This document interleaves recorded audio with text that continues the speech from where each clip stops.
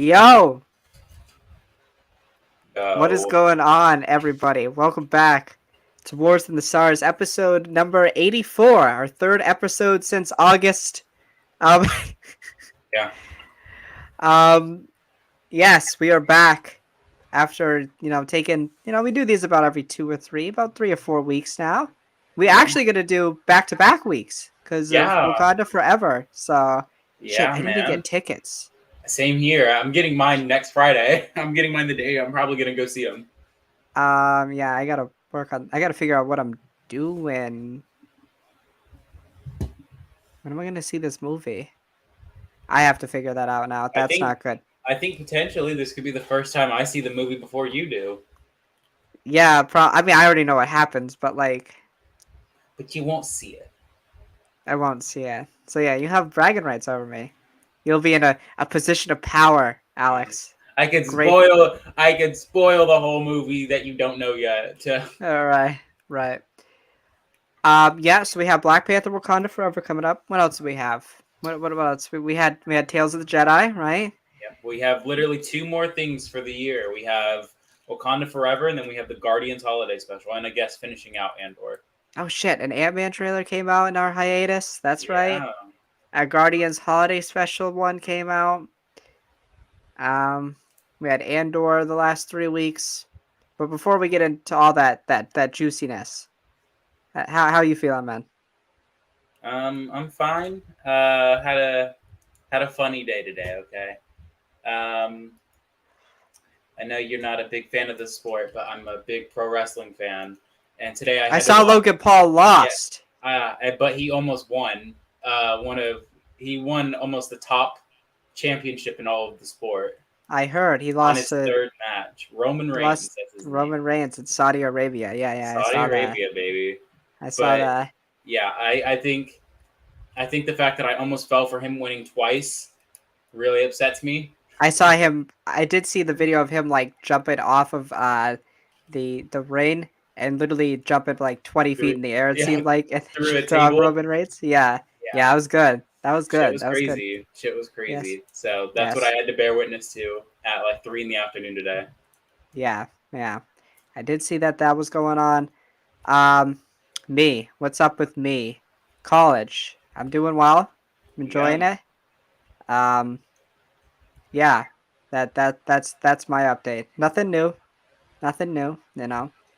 Living Yeah. life. Oh, I will be on a panel Thursday. With the Dyad and the Force and some other people. We'll be talking about episode 2 of Tales of the Jedi. I'm gonna have to rewatch that because I have zero recollection of what happened in that episode. So It's the Dooku and Qui Gon episode. I know that, but like I have zero remembrance of what happened. Because life happens, and I only watch these things once usually. So, um, yeah. So, without further ado, let's get into the stuff that matters. Nobody cares about my life, or Alex's life. That's not true, but No, it's kind of true. that's not true. Yeah, true. Where do you want to start? Well, um, I honestly want to talk about Tales of the Jedi first. It'll be the shortest one, Sure, and then we'll sure. Why go. not? How about we get Star Wars out of the way, and then we get Marvel at the end, So mostly the for shit like random franchise and then the questions. good franchise. Oh, whoops, whoops. Uh, Sorry. whoa! You got your franchises mixed up this time. Whoa, whoa. Whoa! Hey yo, what? Hey Can't say yo, that. what? I can. Okay, Which do you want to start with we'll first go. between I like that. Tales? We'll do tails first, right? Okay. Where do you want to start? What episode for you stuck out the most? Obviously, the Sith Lord. I thought all the Dooku episodes were the best, just because it was new, it was interesting, it was captivating learning that story. And also the ties into the Phantom Menace. I Yeah. didn't realize how because it's kind of muddy. I guess you could say when Dooku left the Order. We know it's 10 years before Attack of the Clones, right? Right around the time of the Phantom Yeah. Menace. Hmm. But it's really nice to see the event that really sent him over the edge. um, was everything with Qui-Gon. And it was really nice to see that during the events of the Phantom Menace, they have that one final discussion before Qui-Gon heads off to track down the Sith Lord. And it's really weird also that, like, it's not weird, it's very Palpatine in nature that he's grooming Dooku to be the next apprentice while Maul is about to get killed on Naboo. Um, and yeah, I was really interested to see that dynamic. Um, I also think one of my favorite shots is that shot of Yaddle going into the light while Dooku goes into the dark shadows Yeah. in the temple on Coruscant. But yeah, it was just really fascinating to see everything with Dooku and how that all really transpired. It was really good. Um, Obviously, I mean, honestly, I'd like to see more from that time period before the prequels with those characters. But it felt effective in about, what would you say, like 35 minutes of storytelling. They basically told how Yeah. Dooku fell to the dark side in a really effective way. Um, And honestly, it I'm gonna say the unpopular opinion. He had more of a justification to fall than Anakin.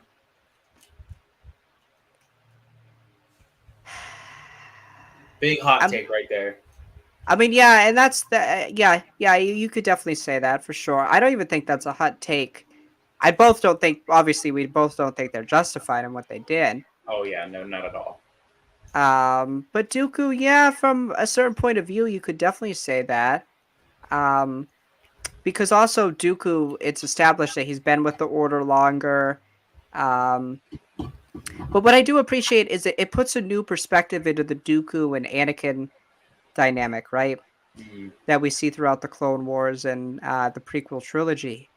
It makes sense why Dooku has this fixation with Anakin because Dooku was Anakin at one point, right? They have the same personality, very impulsive, anti republic, anti government. They hold the same ideals, very much emphasize um, order over the process. They emphasize that. Yeah. So that's the connection I really appreciated because as I was watching, I'm like, this is very much Anakin, and you never really knew that because they were so different in age, so different in style. Yeah. But the connection there was really effective to me, and it really worked. As the great George Lucas says, it's like poetry. It rhymes, and I think Dave Filoni. And again, this is another Dave Filoni masterclass, if you ask me. Oh yeah. Especially Um, the story and the animation. Somehow it got better than Clone Wars season 7 and Bad Batch. yeah, I'm amazed. Amazed. yeah, I do find it funny how this series has some controversial retcons or potential retcons. I like. It's a little weird that they retconned a few appearances. Obi-Wan, Anakin's, Ahsoka's, all in the oh my god, what is this? What did I don't remember? Episode 5. right. How those all got retconned. Obi-Wan has a mullet now. Ahsoka has a different outfit for her season 1 look, which I mean I like better than her season 1 look. So Well, go off. yeah, Anakin, I was really surprised they changed Anakin's appearance for that time period. But yeah, I think everyone kind of agrees. Dooku just had the way more interesting stuff. It's not to say that Ahsoka's wasn't interesting. It was just I don't know. I texted you that like a lot of the references felt very on the nose. Do you agree with yeah. that? I did feel that. What did you mean by that? Like like how you see like again, it's specifically in episode 5 that I feel this way. That I don't mean to cut you off, but I no, actually kind of felt like the references were more on the nose with the Dooku stuff, and it was the line when oh yeah, he says to Obi or to Qui Gon, "You're a much wiser man than I." I'm like, really? That really? We're gonna do this? Just gonna do no, this but I now? also feel like not everybody would have remembered that Qui Gon had said that quote Ah, amongst all of his quotes from the Phantom Menace. That's the one ah. that's just like, yup, I remember him saying that. No, That's fair. I remember, Qui-Gon talking about the chosen one. Like that's what I remember. But Right. Okay. hey, So what everyone's from memory works episode different. 5? But episode 5 specifically, just like again, um, the training. Oh, seeing Ahsoka's moves, you could very much tell they were from season 7. Right. Um, just other stuff like that, like Oh, one the of the clothes that shoots her is Jesse. It's yeah, literally Jesse. yeah. It's just like, come on now, that is like so on the nose. Like, well, in like a year or in 2 years, that's gonna happen again. But instead of stun, it's gonna be to kill.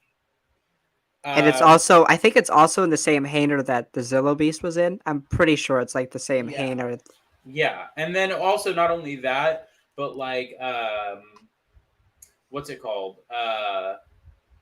Like Rex going, I hope all that training paid off, bro. Oh, as And they're yeah, because it's yeah, a shot from seat before. I'm like, really? yeah. It's also just like really now because now what's gonna happen is now I'm gonna want in that season 7 episode where they go out in front of Jesse and all them. I'm gonna want that clip in there Right. because it feels so now because now it feels so incomplete knowing that there was dialogue there that we're just not seeing. Right. So Yeah. it is kind of more or less that subtle stuff that like for me felt very on the nose. Um, yeah, I never. Now that you said it, now that because I'm still thinking about it, I never really did see the parallels between Anakin and Dooku till now. Yeah, That's it was crazy. something I thought about, but also like that Ahsoka episode of like that was unnecessary because again, it just established like Anakin and Ahsoka had that great bond. I'm like, I grew up watching that. I didn't need to know Yeah, that again. We have yeah. a whole television show about that. That's kind of my problem with the show is I feel so 50-50 about the show. I feel like 50% of it was so great, and I feel like the other 50% was so great but so unnecessary. Well, I will say like the story about her village, her mother, Yeah, yeah, yeah, yeah, that I really like. That I really enjoy. Because that establishes her as a force sensitive, and I even like the stuff with her post like literally right after the Clone Wars. Yes, I understand it's from the Ahsoka novel. Yes, I understand everyone's gonna bitch about it because it's not verbatim what happened. But like again, we've had this conversation. Books and comics, there's there's a hierarchy. But I even go to a step further. I say they don't matter. They just don't matter when it comes to visual media. It just doesn't matter. More people watch it. yeah, It's like the analogy I think of it is a sports analogy. It's like cool. You like minor league sports more because you can resonate more with it. You can go to those games more. They're more affordable. But like in the grand scheme of things, it doesn't mean that it matters as much as the professional stuff. Right? That's the same way I feel with this. Cool. You like the books and comics. Just understand that they don't matter. They've been shown not to matter. Yeah, they incorporate characters and stuff, but they just need to play into how the story plays in the visual media. The visual media will always triumphant. So I haven't read the Ahsoka novel. I know people say it's great, but like I also felt like this was great. This is how I'm going to remember the story, yeah. and the And visual media is going to always triumph in it. So the thing is it is a slippery slope because I don't think the novel was necessarily retconned. I think you can definitely point it at this was two separate events. Um, you but think it is so? one, yeah, it is one of those things that it is important to remember. 90% of the Star Wars fan base doesn't read the books. They don't read the Right. comics. So it's not to say that they're not important, but it is important to say that my philosophy of it is if you can tell a better story visually on a series or on a movie or on a special presentation like I know this wasn't it, but like Werewolf by Night, like stuff like Right. that. If you can tell better stories, then do it. Because in my opinion, the better story that will be in essence more canon than the book will always be better in my opinion. I understand a lot of people were a little upset due to a character being removed that was great for representation, but it is important to know that character is not just not a thing anymore. That character still very much exists. Just is that character 100% into the Star Wars mythos, like say Darth Vader is? Maybe not, but that character is I still there, and I so like yeah, I like to think of Star Wars now almost because I take at in school I take a um Judeo-Christian class. So like stuff about the Bible, the Old Testament and New Testament. I like to think of Star Wars as that. Is yeah, that it's the Bible, it's biblical stuff, it's mythology. it's mythology, it's religious. It's there's like in the Bible, like those accounts are stories. They're not exactly verbatim. And in the Bible itself, there are different interpretations of the same story. So that's the way Star Wars works, and you Yeah, just have to accept that. You're watching a you're watching a religion in space. That's not real. That's how you got to deal with it. It's not gonna be verbatim. You know, that there's yeah, some imagination. That's what makes it so special for kids. Is it's the imagination aspect of it. You know, we imagine ourselves. The character's not deleted, like you said. You know, sure, it would have been nice to have them. Um, but in Dave's eyes, and whoever else was working on the show, it just wasn't there.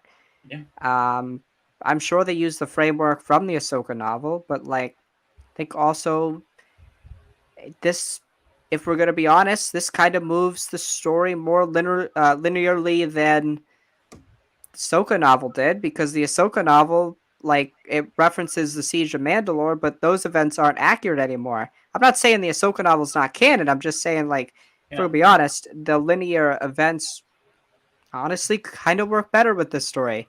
It makes And a lot of sense that she would go to Padme's funeral. Just makes a lot of sense she would do that. mhm. And yeah, again, it's a thing that for me, it's just like, look, if you prefer the way that the Ahsoka novel told the events, go with the Ahsoka novel. Then, if you prefer the way that Tales of the Jedi did it, go with the way that Tales of the Jedi went with it. Hmm. In the grand scheme of things, the same story was told. Ahsoka went out and hid amongst people who went by the name of Ashla, encountered an Inquisitor, and took that Inquisitor's lightsaber and went on to make white lightsabers. There we go. Tell me I did not just tell you the plot of episode 6 of Tales of the Jedi. Yeah, Tell me I didn't just describe the plot of the Ahsoka novel. you did. There you go. Doesn't matter. Okay? In the grand scheme of things, it doesn't matter. Right. Absolutely. I had Yeah. 100%. Where Um, what my thing for you, okay, and again, I just said this. I didn't want Ahsoka. I didn't want hmm. Ahsoka. I understand why they did Ahsoka. You got to look at it from a business and marketing perspective. It's also Ahsoka, Dave's baby. yeah, but from a business and marketing decision, Ahsoka was brought into live action through The Mandalorian. Now you're going to have more people looking for projects with her. People will see this as an animation project.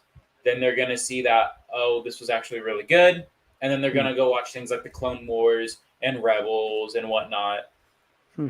And so it's just, I understand that, but I would have honestly rather have seen literally anybody else. I think a character that we should have seen was Anakin. I think Anakin needs it just as much as Ahsoka needs it. If you Well, understand that, if you understand that, I get that, but then I would counter argument that by saying that, well, all of Star Wars, I hate this. I or adamantly dislike this argument. I shouldn't use the word hate. I adamantly dislike this argument, but my counter to that would be, well, Anakin has more of a story than even Ahsoka. Like we had a whole, yes, I but I will say understand what you're that. saying. I But agree with what yeah, you're saying. but I will say this also: Anakin also has 10 years of his life that has like basically never been explored, and that Right. was after the Phantom Menace, before Attack of the Clones.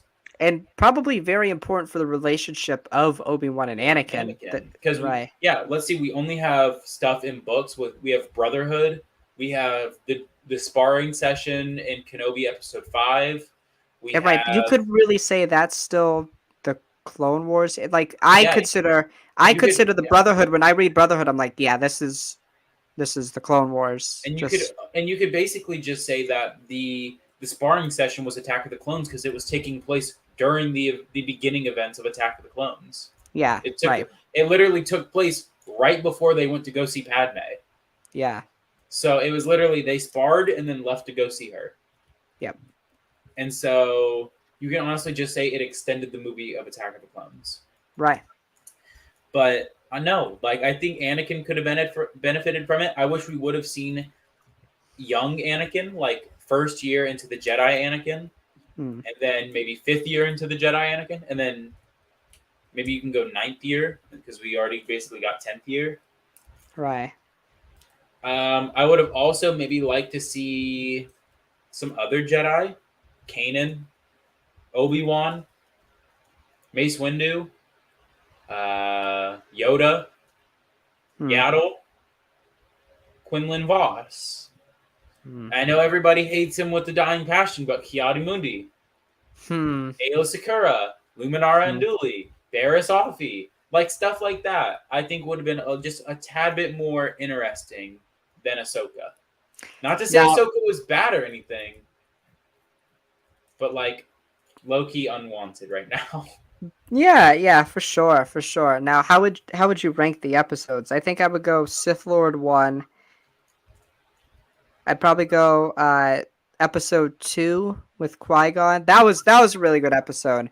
I Yeah, really like seeing their dynamic. A young Qui-Gon, voiced by Liam Neeson's son. yeah, Um, I thought that episode was really good because again, it reminded me a lot. It really showed me also going back to that Dooku and Anakin connection, why Qui-Gon kind of gravitated towards Anakin yeah, in a Phantom Menace, because I think from a certain point of view, a certain perspective, you could argue that Qui-Gon knew how to deal with somebody like Anakin from a young age, impulsive, um, trigger happy, wanted to do it on their own. yeah, Um, he knew how to deal with that from Dooku, from dealing with Dooku. And I think Qui-Gon was fearful of letting that into somebody else's hands. I think you can see that point of view now. So like this also, why I also love it is because it kind of changes my view and perspective of the Phantom Menace.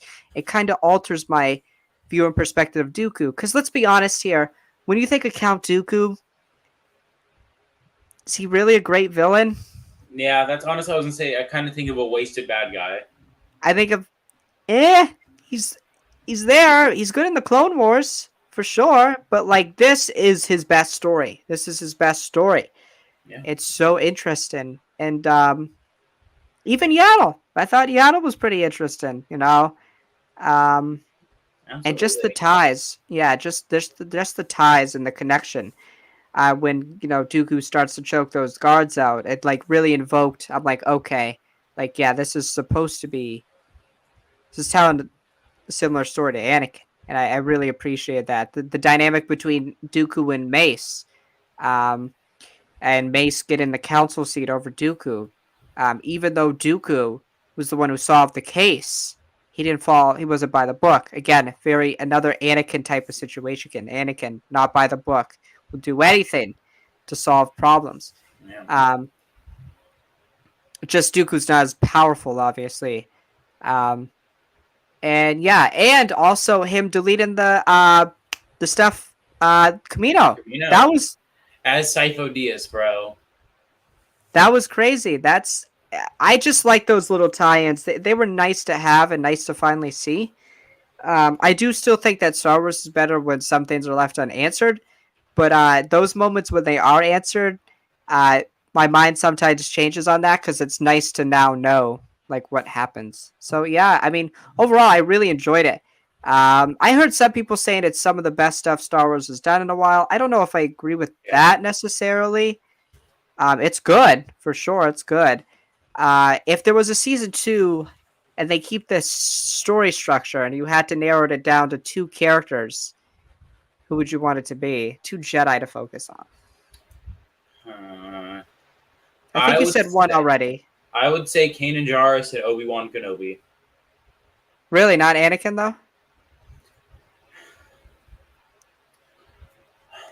I'm very torn on Anakin. I would want to see it, but I feel like you. I feel like I would only want one episode out of him, though. I Okay. think, I think they should be doing more than two a season. Hmm. I think they I should be think doing way more than two, I three think minimum. I think they should do it like 16 episodes. I think they should just Go tell for it. different tales. Just like it doesn't have to be arcs. It could just be like, Yeah, even then you can do 16 episodes, 16 different Jedi. yeah, if you wanted to, really wanted to, yeah. Yeah, there you go. For me, who would I want? It's tough. And I say Kanan because we could see Padawan Kanan before Order 66. We Could could step up. see before Rebels Hmm, Kanan, and then we could see in between seasons 2 and 3 Kanan. right. There is an alluded time jump there, yeah. Yeah, probably that time jump from season 2 to 3 is probably about. I do not buy that it was 1 year, but Yeah, I, because Ezra looks like a whole ass man. Ezra literally grows up like 4 years, but I'm gonna say 2 years at the minimum. Yes. Yeah, I could see that. I like that one. I disagree with Obi-Wan. Dude, Well, actually, you could. before the Phantom Menace. He's got before Attack of the Clones. You could do another story before A New Hope. You could do after he Yeah, dies. All of that it. would be cool to see something in the Force world. What are they like? What's their perspective? How do they see Yeah. things? Yoda, Oh, 900 years to explore. Yoda. I'd like to see it just an origin. What was up with him? Um, and Qui-Gon. Yeah, man, but it feels so obvious to say Qui-Gon because we only got to see him in one movie and a few brief appearances in TV shows. But I think season 2 honestly would be really good to do to do Obi-Wan and Qui-Gon. Or Mace Windu. Hell, actually, Yoda and Mace Windu. Yoda and Mace for another season. I can I see really it. like that. Yeah. Just to because obviously there's a lot of lore about him, but it's never visually shown or explicitly stated. I think that'd be Yeah. really cool to see. Um, yeah. I mean, overall, I really enjoyed it. I'd probably give it like an 8 out of 10. I mean, the Dooku stuff I'd give closer to a 9. The Ahsoka stuff, like a 7.5. I Yeah. think episode 6 was really good. But episode 1 and 5, I was like, eh, okay. Yeah. Yeah. Yeah, I think I'd 100% agree. Yeah. All right. Yeah. What do you want to move into next? Andor, the prison arc. Well, it's still not over, so it's really not. Yeah. It doesn't feel like an arc. It just feels like a story now. Yeah, What kind do of you? weird that they went from arcs to linear. I think Not we gonna kind of lie. said that before the show. I think we kind of said that. I mean, it's not. It's. I don't think it's ruining your enjoyment, or at least I hope not. No, none at all. But I wish because the show was kind of marketed as like an arc show, Okay, so we could that's kind fair. of judge it arc by arc instead of episode by episode because episode by episode kind of that gets a wishy washy for me. Okay, that's fair. That's fair. So what's up? What do you think?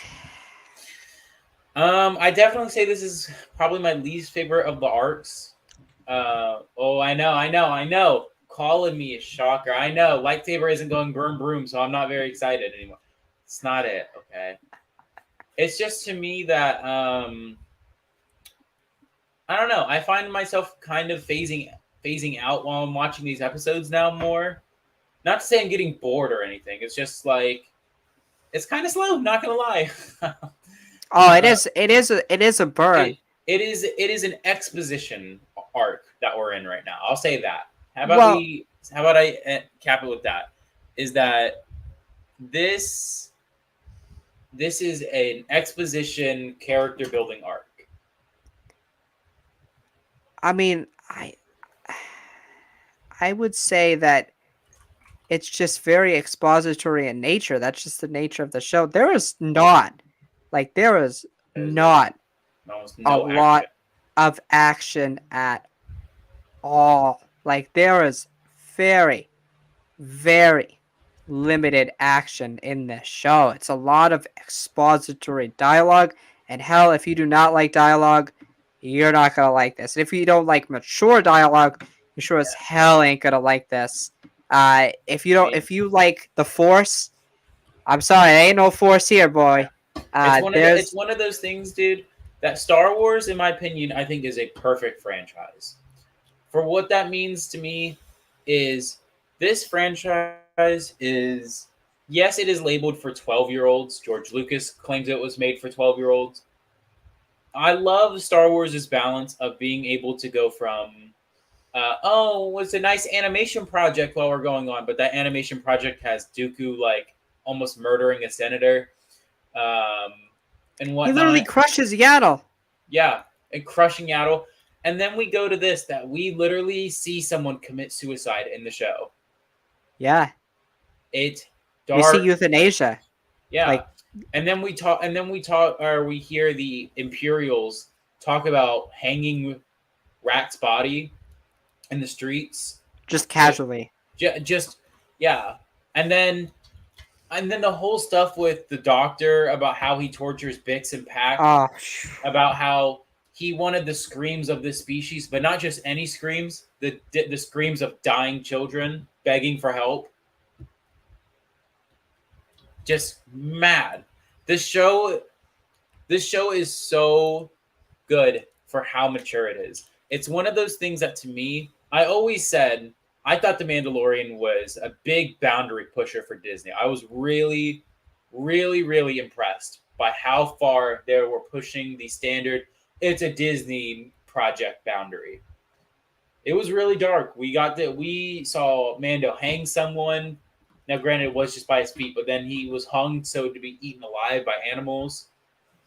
Mando impaled someone. We see Mando cut someone in half, like very visibly in half. And then I said the same thing choke out the for, stormtrooper, right? He'd like literally like yeah, like hung the stormtrooper with the Beskar pole or staff. yeah. And then I said, um, I said Kenobi was a big pusher for it's just a Disney project because of how brutal like episode 3 was and how big episode 6 was. Hmm. Like I always say that every time a Disney Star Wars project comes in, I always say that it's almost always a big pusher for being, wow, this is not a Disney project, but it is. This series is like, wow, someone was drunk while they were approving this because who let this slip through? I mean, I enjoy it. It's one of those things that Star Wars is so good for how flexible it is. Again, you can go from having a nice animated project like The Bad Batch meant for little kids, go from Rebels, another animated meant for little kids. You can go to the movies that's meant for the more older audience. And then you can go to this, where I don't know who the audience is, but it's good. I'm the audience because I'm loving it. I will say this. I think that this is one of the most consistently good Star Wars shows. I can't name a bad episode. No, it's got the same. It invokes the same feelings you feel with Mando season one. Right. I still think the Mandalorian is a better show because I think the Mandalorian incorporates the aspects of fan service and just has a good story. This doesn't need fan service, like I'm saying, Yeah, but also my thing with this is like the reason I would also separate the Mandalorian from this show is I still think that the Mandalorian as a character is much better than any character in this show. Now, I'm not saying any character is bad. I'm just saying that, like, is there any character here that's really going to resonate and become a fan favorite? Like, is Cassian Andor like a fan favorite? I'd No. say I'd say so. You think so? I've seen a lot of people say that this show has made Cassian jump into the top of their character rankings. Really? Yeah, the show's just done his character so well Oh, I agree. because his character from Rogue One was always the like he wasn't the Han Solo of the group where he was the hesitant hero. He was the always like, look, I've done a lot of shitty stuff in my life, and I'm gonna continue to do it because I'm doing it for a cause. Right. I know the shitty stuff I've done. I literally killed a disabled man before talking to you about this. You're right. But like that is what was so good about Cassian. But in this show, I love that it's about his friends and family. That's why he does everything. You Hmm. know, he went back to Ferrex because he wanted to give his family and friends money to escape. Right. And I also, I think his mom's gonna die, and it's gonna be really, really tragic when Cassian Yeah. finds out. I think the whole plot now is gonna be. I think what's gonna happen is he's gonna get out, obviously, Yeah. um, and I think that Dedra is gonna figure out that they had Cassian Andor literally in an Imperial prison and they didn't realize it. She's gonna be pissed. Hmm. She's gonna retaliate, and she's gonna kill Mara. Yeah. And don't you touch that damn droid, though. Do not touch that damn droid. All I'm saying is this also, okay? Look, we've all ragged on Anakin Skywalker enough for his flirting skills. Cyril Karn has officially overtaken Anakin as the worst flirter in the Star Wars Oh my galaxy. god. What This a man, fucking creep. Holy shit.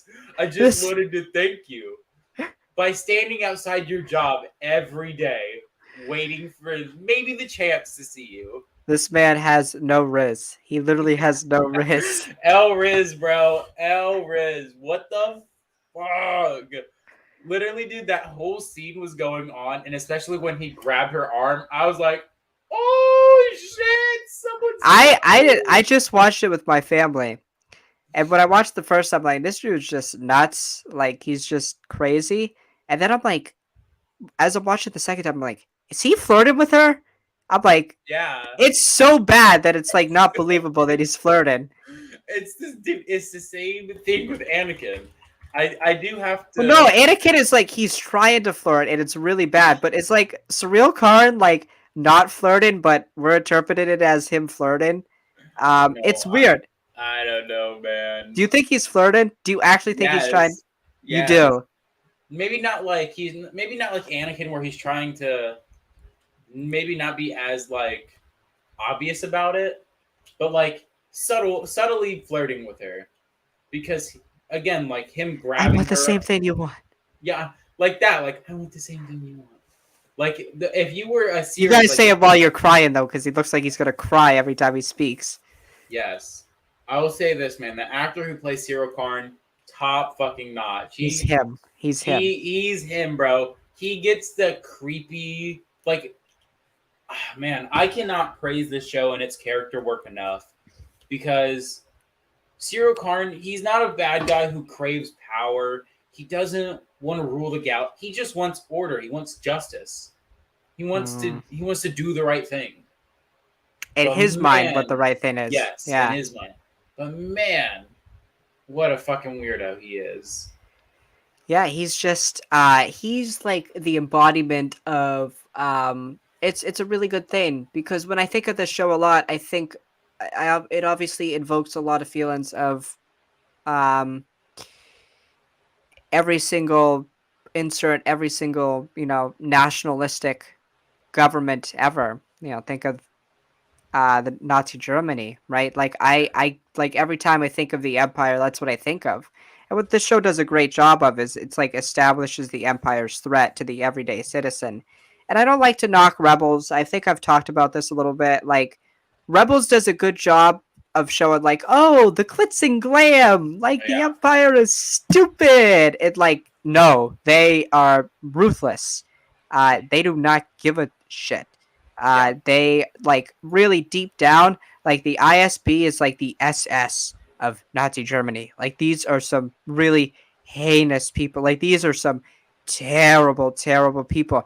Mind you, you have barely seen a stormtrooper in the show, and I have never been more terrified of the Empire. They don't have a Death Star. I haven't seen Vader or Palpatine once, but just by the way these people act, I am terrified for the everyday citizen. You see why this show does a great job of showing you why they are terrifying. Mhm. They really haven't done Yeah. heinous acts, right? We don't see visibly. I mean, we do a lot, but they haven't done anything like super drastic.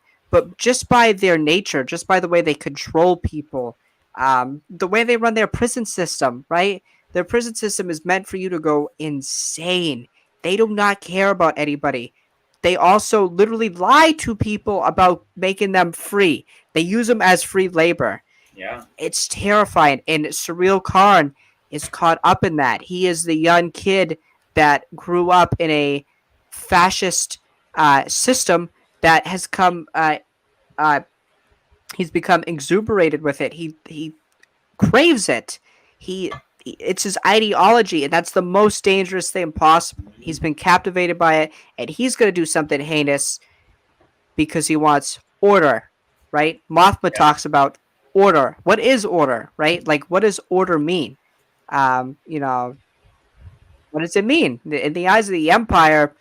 You know, they try to market it as order protected the people, but is massacring a whole group of people protection, right? You know, like is there labor prison labor system order, or is it for them to make more profit, them to generate a bigger military? Like, it's so very fascinating the political and socio economic commentary of the show. I think that's what's really stood out. It's really made the Empire like heinous as shit, and we Yeah. realize to what extent how bad of people they are. Yeah. I also just like you said it. Like I think the fact that this show hasn't brought up Vader, hasn't brought up Palpatine, hasn't brought up the Force, hasn't brought up lightsabers, none of that. I think it's just worked to the show's benefit. I loved it when the Mandalorian didn't do that. Obviously, the Mandalorian did that stuff right, but I loved it when the Mandalorian was just silver guy bounty hunting, Hmm. just basic. It's basic, and basic works. Basic clearly works, and I think for me, man, I think Andor. I think if these last three episodes hit off, I think I'll say it's the best Disney Plus Star Wars show. All right, I could even say it's the best Disney Plus show. I know The Mandalorian has our nostalgia trip and fan service trip for season two, but you take that away, I gotta say Andor is looking like the more appealing show because one of the things that made The Mandalorian so great at the first in season one was how disconnected it was. Obviously, there was the Empire, but even then, it wasn't really even the Empire. They were called the Imperial Remnant. Um, it was just again, guy in silver armor bounty hunting. He had a mission to return this child to its kind. Um, again, I always have a more favorable thing towards The Mandalorian. I still think it's like one of, if not the most rewatchable Disney Plus show. Uh, so yeah, but I think if these last three episodes really hit it off, I think it's already better than season one of The Mandalorian. I think if these last three episodes hit it off, and I think especially if season two hits it off, we could have something on our hands right here.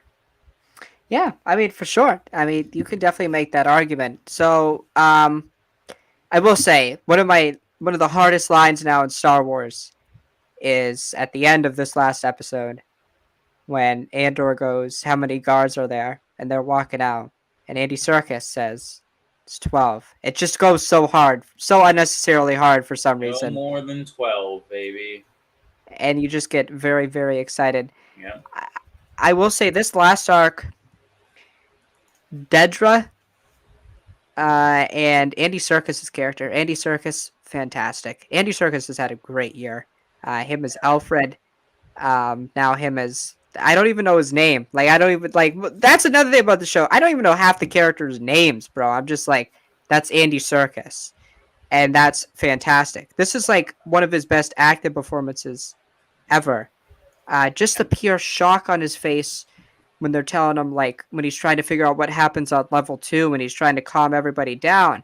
Um, he's been given power. He's been given power, and he's been fed this lie that he's free. He's going to have this freedom in 270 days, and his whole world is turned upside down.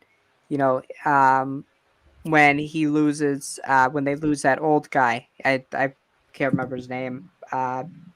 You You you you laugh, Yuri you laugh. you laugh you laugh. I think. Yeah, Uh, but yeah, that's all really interesting to me. It's just him. Like it just does such a great job of doing little character stories. Like last arc with all the characters during Aldani. It just did a really good job of capturing their motivations, how they are as characters. They're not good. They don't play a significant role in the saga, no, but they play a significant role in establishing the Empire, establishing who Cassian Andor is. All these people form who Cassian Andor is. Um, Obviously Meshi, right? We know he's in Rogue One. We know he's right there until the end with Cassian. So yeah, like it's just really interesting to see all of that come into play. And yeah, I think this prison arc has been really, really good. Um, it really does a good job of showing like how an autonomous job is really what drives you crazy. The Empire's really not doing anything with these prisoners. It's prison labor, yeah, but it's autonomous. It's monotony, and they're doing the same thing every day, and it's driving them literally insane. yeah. Drives you insane. Yeah, we haven't even talked about the other parts of this arc. Luthen, Saul Guerrera, Mm, Mon Mothma and Vel are related. Uh, right. the Imperial Senate, um, just all that stuff, man. The show is just so jam packed. It's one of those things that like you know Saw Gerrera's still a dick, but he's kind of right if we're being honest here. So yeah. It's one of yeah. I don't know about you. Let me ask you. Do you think Luthen's daughter is just more ruthless than him? that's his daughter. Mm-hmm. I thought it was just his aide. No, that's his daughter. She Do I seems more think? ruthless, in my Do I opinion, think Luthen's daughter is more ruthless because than Luthen? she is very on top of like shutting down Ferrex, the communication with Ferrex, and all that. I think he's. I think she's almost like the angel on his shoulder, kind of controlling him, making sure like he doesn't make a mistake. But yeah, I think you can make the argument she's more ruthless. They're very like I could see why Luthen and Saw have like a good relationship because they are very similar in the way they view revolution. Right? They're in order to enact change, you must violently act. Um, Even with the repercussions that the Empire is going to bring down, that they acknowledge, but they don't Yeah, care because it's a means to the end, right? It's a means to the end to get the Empire to overreact. Um, yeah, I think you can make the argument she's more ruthless for sure. Um, she's very cutthroat about not trusting people. Like um, this rebellion also is not a rebellion yet. Almost weirdly enough, it's just like a the ISB likes to think of it as an organized rebellion. It's really not at this point. It's just a ragtag group of individuals that get yeah. hired to do stuff. Um, and yeah, for sure. What do you think about Vel and Mothma, cousins? I think that's really interesting. I saw it. I was like, what? Yeah, I know. I was the same way. I was like, whoa, cousins. It kind of makes sense then. The connection between Luthen and those two then. But yeah, how did those two things work with you? With do you think the daughter's more ruthless, and do you think like how did the cousin thing work for you? By the way, I that was think so funny when parents like, why do you not have a husband? And Mothma had that smirk. That's like where I just started to die laughing. That was so funny. Plus, screw that daughter. yeah. Mothma's daughter, she could pound I sand. So I honestly hope she was on Alderaan. Anyway, or uh, Hosnian if she's yeah. still alive. Um, I think for me, I think the daughter is more ruthless. I think she's a little bit more cold cutted than Hmm. Luthen. You can tell that he definitely still has a heart. He still wants to help people, but he, you know, I wouldn't say she's an angel. I'd say she's the devil, if anything, because she's the Hmm. one basically. I'd say telling him what to do, Right. 50% of the time. I would also say that for me, the Mothma enveloping, I think, is one of the most interesting plot threads through the story. I was not expecting it. I was really caught off guard because it's just like it's one of those things that you're just like, wait, what? Really? Cousins? Could you Right. imagine if they were sisters though? That'd be crazy. I do want to ask you this, okay? Do Maybe you? hot sisters. Sorry. Oh, wow, wow. Do you think that Vel, Luthen, Luthen's daughter, Mothma's husband, Mothma's daughter, do you think they make it out of the series? You don't think any of them do? I I'm telling you, number one, I think they're on killed by the Empire. if I could have any of them, if I could have any of those people die, I'd have Mothma's husband No, the first, daughter. and then the daughter. They're like tied for first, Hmm. and then I'd have Luthen's daughter, and then I'd have Luthen die. I In that think order. that I think there's more to the story about why Mothma defects than we hear in Rebels. Yeah, because all she says is it's the Gorman front that made her speak out. Which obviously isn't true. She's been speaking out. But I think what's going to happen. Well, no, she hasn't spoken out. Well, she's kind of been anti. Well, she hasn't been anti-Empire like fully because she was anti-Empire. She'd be dead already. Yeah. But like, she's kind of been like, She's the oh one that hey, she's the one that tells everyone like stuff that's going on is kind of problematic. right. But I think what's really gonna set her over is I think when she does leave though, I think that like her family's killed. I think that's when they die. I think the Empire Yes, kills and them I because I the hope Empire's gonna realize that. I hope the daughter has a gruesome death. I Oh hope my god, I'm not gonna say that. instead of on Alderaan, I hope we see Darth Vader for the first time in the series, and he Oh, just goes, "What's wrong? What's wrong? What's wrong? What's wrong? What's wrong?" And then I hope her body gets delivered to Mon Mothma in a box. That's what I hope happens to that daughter. Ever speak to me like that as your parent? Absolutely not. We're throwing hands on the spot. That's messed up. I don't care.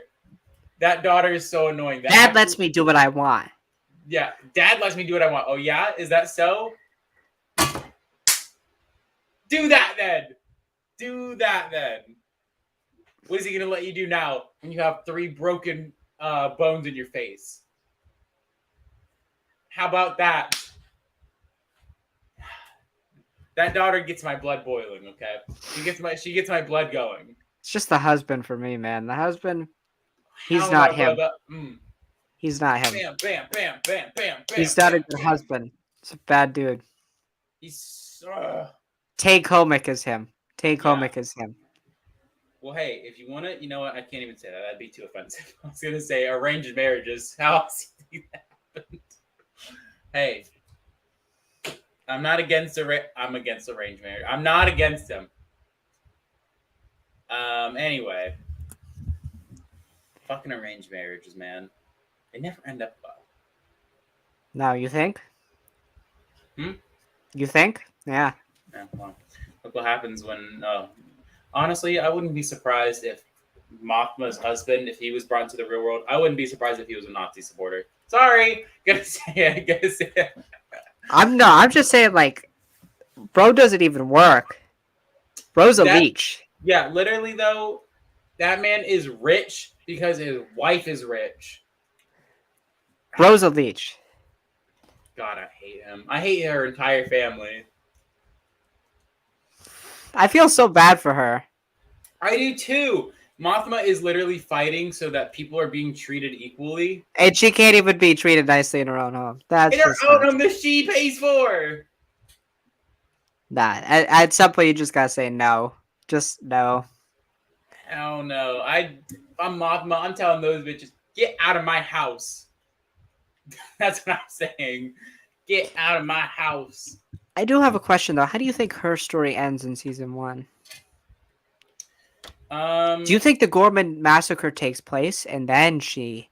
Do you no, I don't think? think that'll happen until season 2 because it Okay. doesn't happen unless Oh, this time. show decides to retcon the rebels I would be surprised. storyline. The Gorman massacre doesn't happen for a few years. We're still like 2 or 3 years away from it happening. Okay. So I think how she ends in season 1 is I think she kind of gets to that point where I do think her family dies, and then I think she's kind of at that like one last straw kind of thing, where like if one more bad thing happens, then she's calling it. She's calling the emperor out for his devious acts. Hmm. Right. Um. Saw Gerrera. Interesting. That man. We all thought he was this ruthless guy and he'd do anything, but he won't work with separatists, neo Republicans, um, galaxy cultists. Separatist. New Republicans. They're all Uh, run. They're all run. yeah, I don't know. Saw It's Gerrera thinks he's him. I mean, he is him, but like, not really. He's not really him though. you don't think he's him? No, man. That man won't With work with people. That without Saw Gerrera, though, the rebellion does not win. I disagree. Really? I mean, Yeah. he for a long time, he's the big reason why the rebellion is going. Think about it. If they listened to Saw Gerrera, they solved the Death Star problem. The whole crystal thing in Rebels. Think about it. Just listen to Saw Gerrera, you would have fixed it. Yeah, but then if you listen to Saw, you're also listening to like partaking in like potential genocide and whatnot. Correct. Correct. I agree. Like Saw, like there's a means to an end, right? Like Saw is not a good person, but he's such a fascinating character, right? His sister died. Yeah, Like, he's um, like he's not a hero, but he's not a he's not a definitely not a villain, but villain. he's not a hero. No. He does bad things for semi good reasons. He wants to take the empire down, but like why? I would understand wanting to take the separatists down. They killed your sister, but you know, I also do think I think that is one of the Saw Gerrera characters' one missteps is I wish that Saw brought up Stilo more. I hope if him and Cassian do meet in this series, which I honestly don't think they will, but I think if him and Some Luthen, people think that he's going to be. I don't think he's going to help with the prison break. I don't see that happening. I don't know how he's going to work back into the show because we see from the trailer that Luthen and him have another conversation. And I do think that Saw will eventually cave and help out, but I think something's going to go terribly wrong. I think Saw then, because Saw doesn't work with anybody else. We do know this in Rogue One. It's just him and the partisans. well, he works with Phoenix Squadron for a little bit and Rebels. True. True. Yeah. I mean, I think there's going to be something. He's definitely going to not be as, like, like he is now. Yeah, But it's in, so fascinating, the relationship between him and Luthen, right? Luthen's trying to keep this all together. And Saw, who at this point, like I was saying for a long time, is really the figurehead of the rebellion, really the big one pulling the strings, the big player, is not helping out. So that's a really fascinating dynamic to me. And Saw's such a and Forrest Whitaker.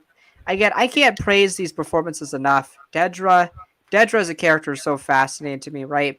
Obviously, it's commentary on a woman being in the job place of males and yeah, how she struggles to find her place, but also at the same time, she's a shitty person. She's fascist. She's yeah, terrible. Um, the doctor, right? The doctor, like really invoking like what Nazi German doctors used to do with experimentation, like just the commentary and just the real world implications. Like, I can't say enough about the show. Like like I say it every week almost. It's like I'm not watching Star Wars. I'm watching insert anything. Like this could Yeah. be anywhere, right? And also the show looks great. It pisses me off every time I look at this show and I'm like, I got Obi-Wan and Boba Fett, where I thought I was watching something that a 12-year-old edited half the time. Um, like, you know what I'm saying? Like the quality of the show. Does the quality of the show actually make you frustrated when you watch Kenobi and Boba Fett, or when you think about it? Because it actually does with me. It's like, No, not really. I like those shows still a lot, but for me, I'm kind of just like the one thing that it makes me feel is, man, I wish Kenobi and Book of Boba Fett used practical sets and not the volume. or just utilize the volume like they did in the man, like not use it in daylight sentence, not use it just Yes, it's not. There tough. was an overabundance of it. It's just, I Yeah, don't know. it's one of those things that look, whenever the volume was used in The Mandalorian on daytime scenes, it was noticeably worse than the nighttime stuff. Hmm. So don't do daytime stuff. I'm telling you this, I would rather have gotten like when we were seeing the Andor set leaks like a year ago Right. or whatever. I would Hmm. rather have seen that for The Mandalorian and whatnot than have to suffer through some of the shakier looking stuff for things like Right. Kenobi and whatnot. Right. Look, I understand that like sometimes your hands might be a little tied and whatnot, and the volume is just not only a cheaper, but is sometimes a better alternative. But man, I'll never take that for practical. Right. Never over practical, man. Because you can just, it feels better. It feels Right. stronger, smarter. It feels better. It's better. That's what It's practical gets better. you. Yeah. And it's also one of those things that for me personally, the show is just the fact of how grounded it is, and it's just it works to its advantage like tenfold. Again, no Darth Vader, there's no Palpatine, there's no Jedi, there's no Force, there's no none of that stuff. It's just Star Wars. Hmm. It's just it's one of those things that I said it like I think last time we spoke. You take the Star Wars away from the show. I think it's still good. I think it gets even better. I think you take the Star Wars away from the Mandalorian, it gets worse. But I think because of how ingrained in Star Wars it is, that is what makes it so good. Right. Right. This show is the exact counterpart to the Mandalorian that we've needed for a while. Yeah, it's a different, evokes a different feeling of Star Wars, and it shows that. And somebody, oh jeez, somebody made the point, like when we talk about more adult Star Wars, we're not even necessarily talking about a more violent Star Wars. We're talking about this, a more mature. Star Wars Yeah. has always been more mature, in the sake of more mature themes for kids. Um, But like, I don't know if I'd show my 12-year-old this show. Like, I probably would, but like, I don't know if my 12-year-old would get its nuance, right? Like, I feel like from ages 16 to up, you'd understand the nuance. You'd appreciate it, especially if you watch this franchise, and that's what I appreciate about this show. Um, Again, we can have this conversation. Um, the show is struggling ratings wise when we compare it to other things, compared to other Star Wars projects. It's general buzz, it's general conversation. Um, Again, that doesn't take away from the quality of the show, but it's a really real thing. Um, just doesn't generate the buzz, but overall, still really fantastic. I think I'd give this arc. I think you could give episode 7 and 8. Episode 8, I gave about it 8 or so, and then this one, I think episode 9, I really love. Um, Probably an 8.5. Probably one of my favorite episodes. I think this arc's gonna get an 8.25, or this 3 episode type of deal. Yeah. Um, and yeah, I can't wait for the prison break next week and how we end. 3 episodes left. Oof, crazy. We're coming down to the end here, but I've really enjoyed 12 episodes so far, 9, and them being 40 minutes long. So Yes. Absolutely. I think I'd rate I think I'd rate the arc overall. I think I'll rate the arc. I think I'll rate it a 7.75. Okay. Not bad. I'm a lot higher on it than Yeah. you. Not bad. Not bad at all. Just wish there was more. I just think the performances have been the Oh best. I yeah. think that Dedra and Andy Serkis. I can't say enough about Andy Serkis' performance. Oh yeah, man. He's been great, especially since everybody boxes him in as the CGI character of the last 20 years. Seeing him like Yeah. actually acting. One of those things, man, that like I we can all go back and forth if we feel like they kind of dropped the ball with Snoke or not. I feel like, man, this is just. I feel like they did Andy Serkis right here. Right, and it's not over yet. I mean, I think he's gonna No, die next week.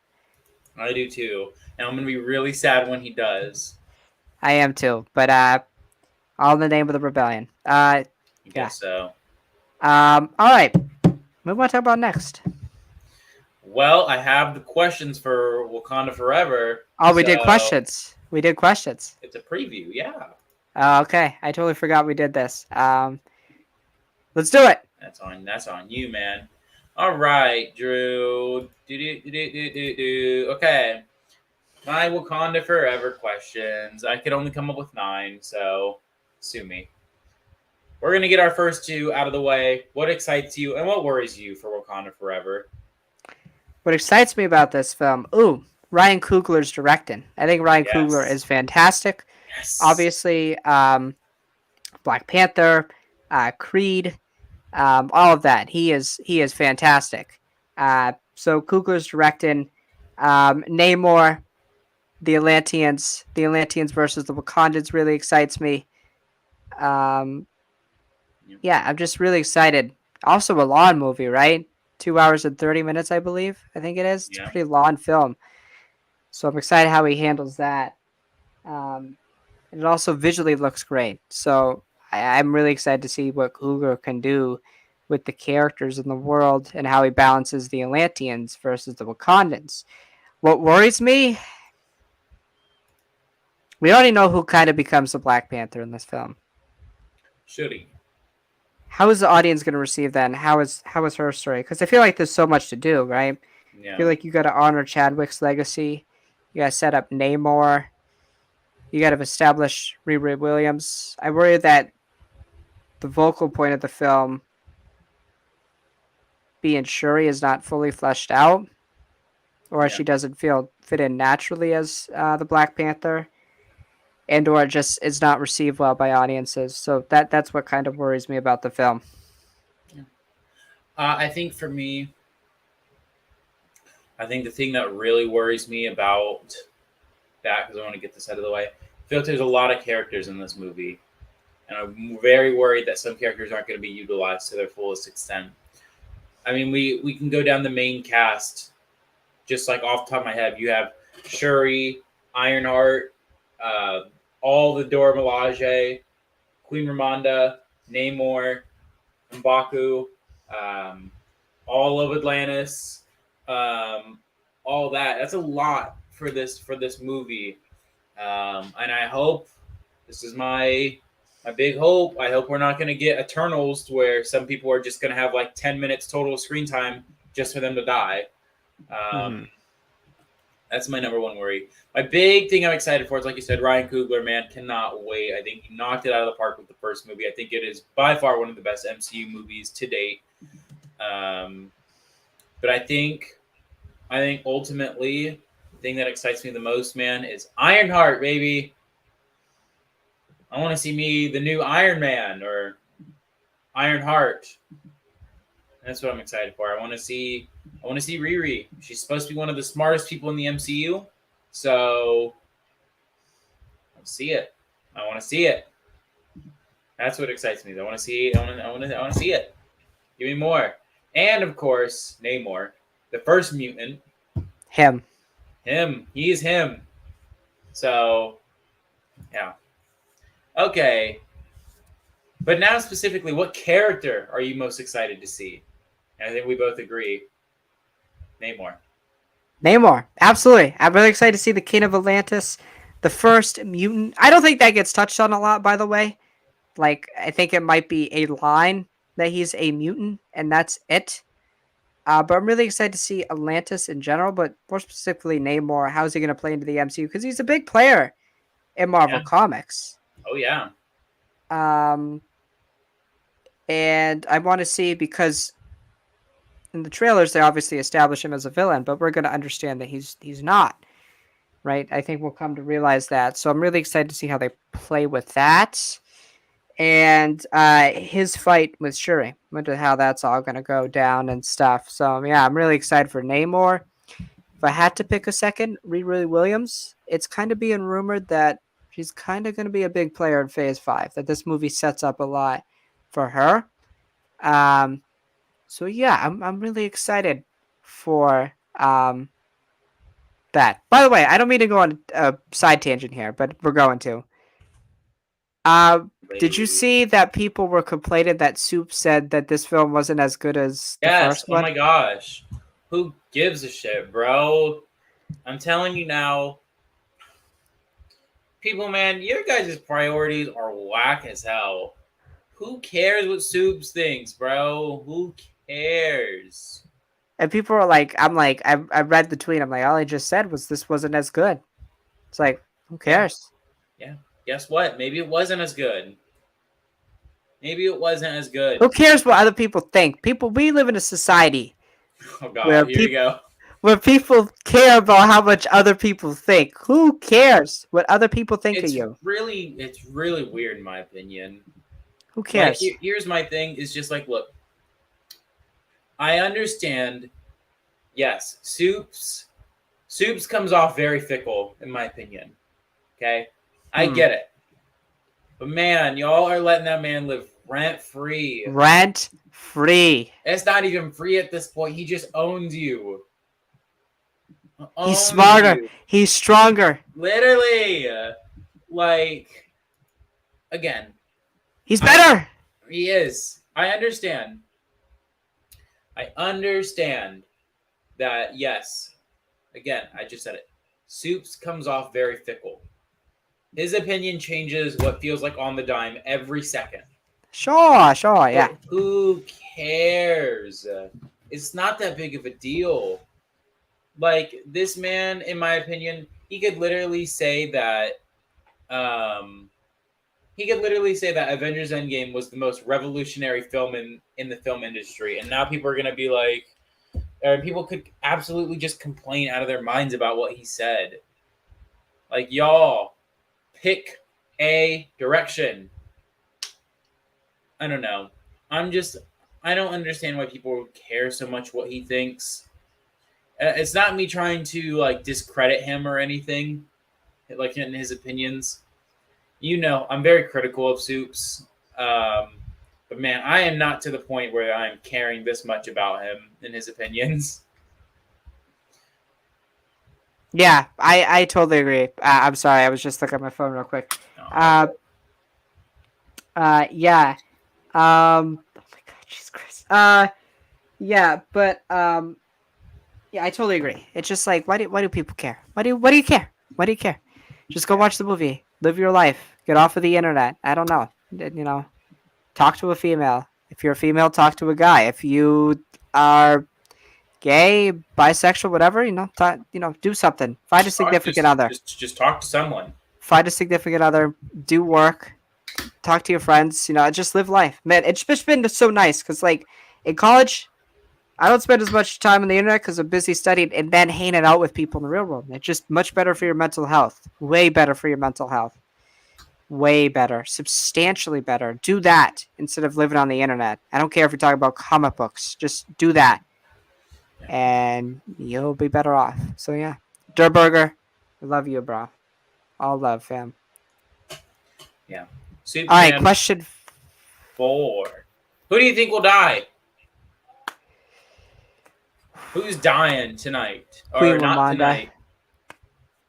I think Queen Ramonda. I think Queen Ramonda. I think a major member of the Dora Milaje.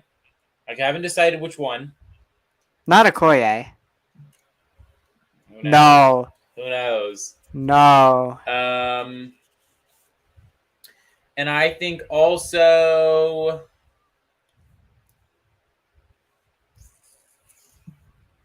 I don't think Namor dies. Oh, I don't know.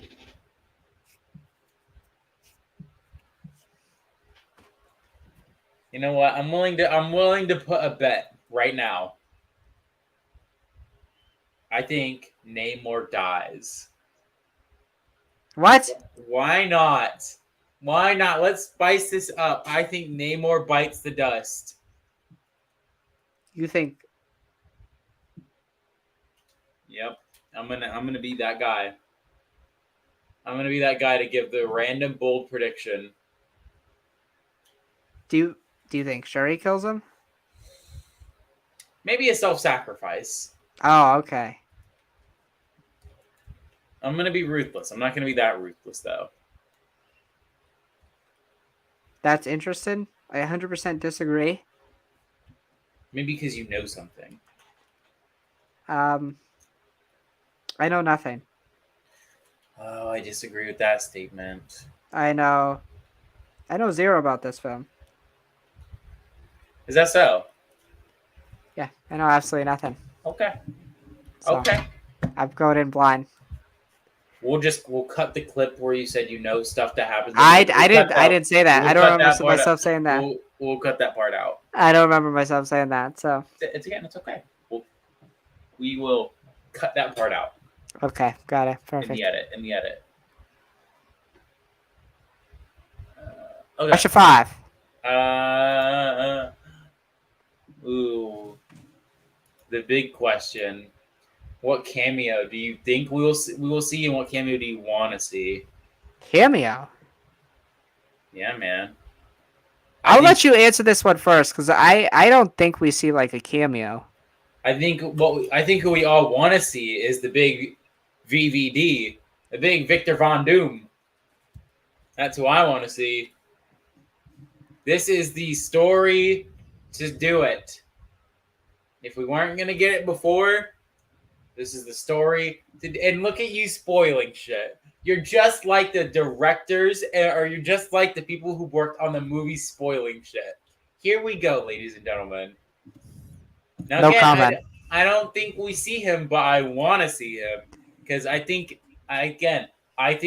this Because is he's him. He's him. No, I think this is the story to do it. I think this is the story to bring him in.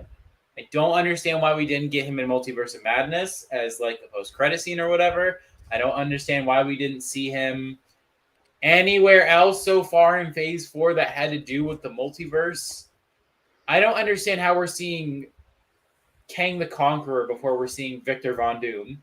I think just the argument is that Kane is the main villain of this saga, and they're just gonna wait on Doom.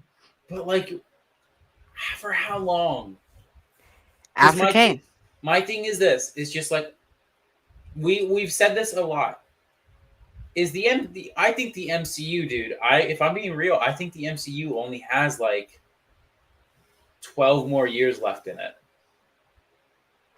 Now, granted, that's a long time, but you got to think there's only like 2 or 3 more massive bad guys for the Avengers to go against. Well, we also have to put into perspective here that they have not touched the mutants at all.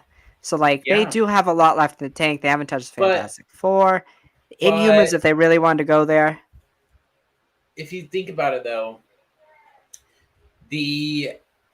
mind you, the mutants aren't coming fully until post the multiversal saga. That'll be 15 years before they even touch mutants. Alex. But do you think that they could make 3 whole phases off of that?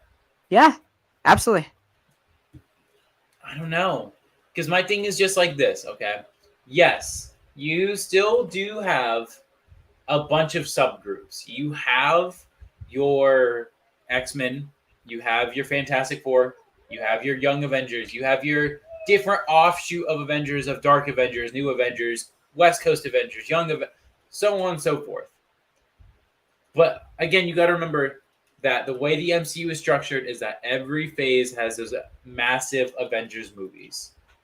If I'm being realistic, okay? If I'm being realistic.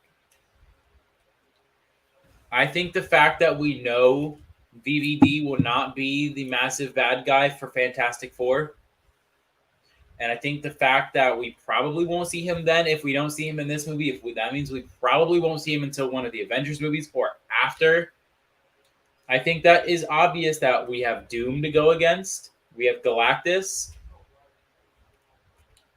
And then I guess the only other thing that I could really see for like the next Avengers movies after or after Secret Wars is Avengers versus X-Men.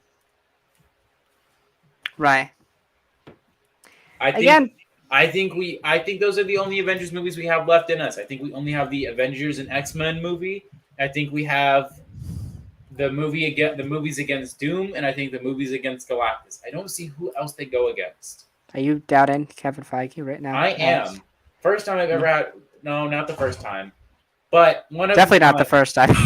One of the only times I have doubt in Kevin Feige. Never bet against Kevin Feige. But I also think that this doubt comes from DC is kind of looking like it could be a superior product going forward. I think Marvel at this point. I think Marvel's at this point where DC is at its highest potential to be its biggest competitor. But they have to execute, though. Yes, but I think you have James Gunn at the helm doing it. You got a really good chance. It's not they got to name a bad James Gunn superhero project. I can't. Exactly. So he's what? Guardians 2, Peacemaker, Suicide Squad. So what is that? Oh, and Guardians Holiday Special. I think that's maybe the one chance he has at making a bad one. But I feel like if it's bad, it's because he made it bad on purpose. Yeah, it's based off of Star Wars Holiday Special. It's a joke. So yeah, I don't know, man. I don't know. I think here's my thing is going forward. I think Marvel's gonna have to step it up with quality. They have to. DC's with things like the Batman getting all of its spin-offs and whatnot, Superman coming back with Henry Cavill. You gotta think, man. What's it gonna be? Especially because now it sounds like DC is returning to Marvel's old format of signing people to contracts. Which I don't know if DC's smart for doing that, because I think it's gonna make people not want to work with them, because it's a lot of years. It's a lot of movies. Yeah, that's what made people not want to sign with Marvel initially. Was the contract? Was the 10 movie deal? A lot of films, dude. Absolutely. So, yeah.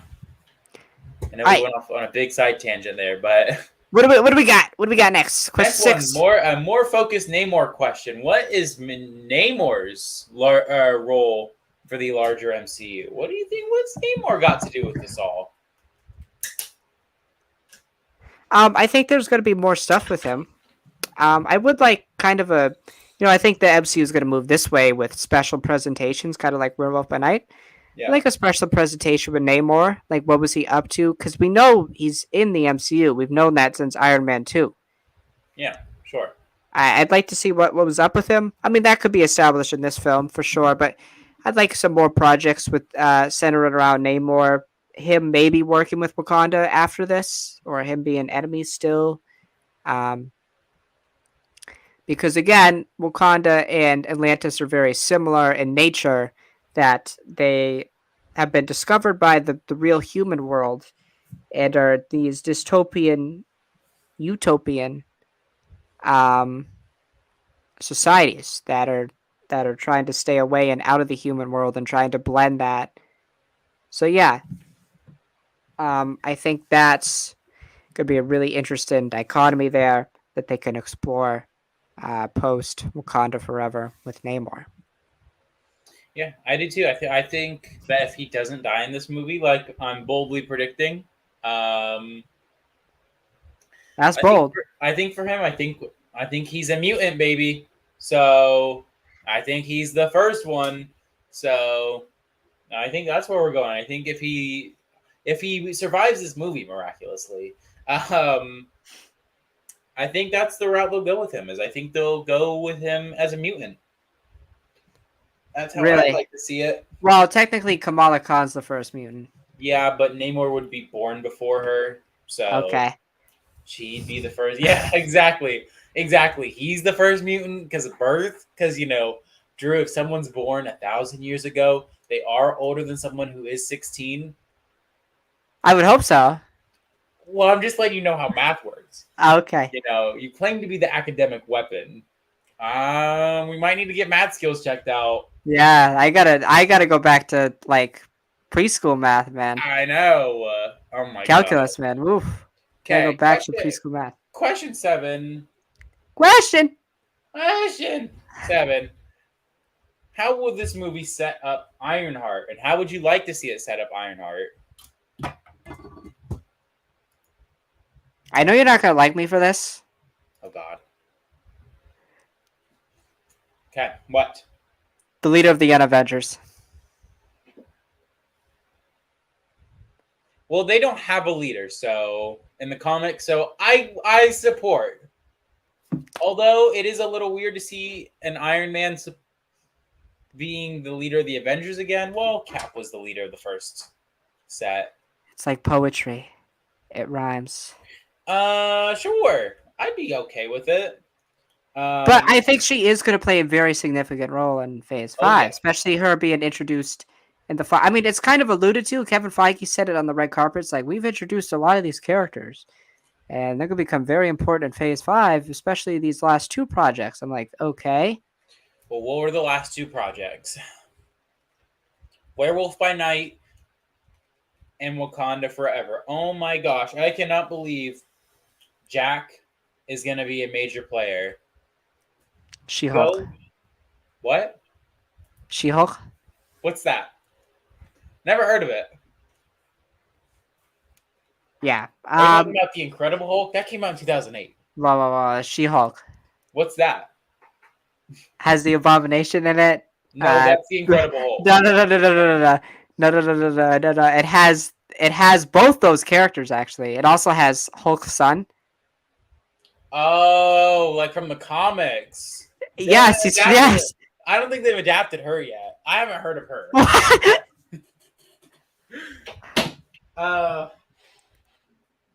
So Jack the Wolf from Werewolf. No. He's a what? Ted.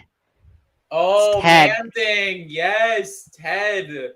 I think he's gonna be the leader of the new Avengers. That would be awesome. Honesty. That would be awesome.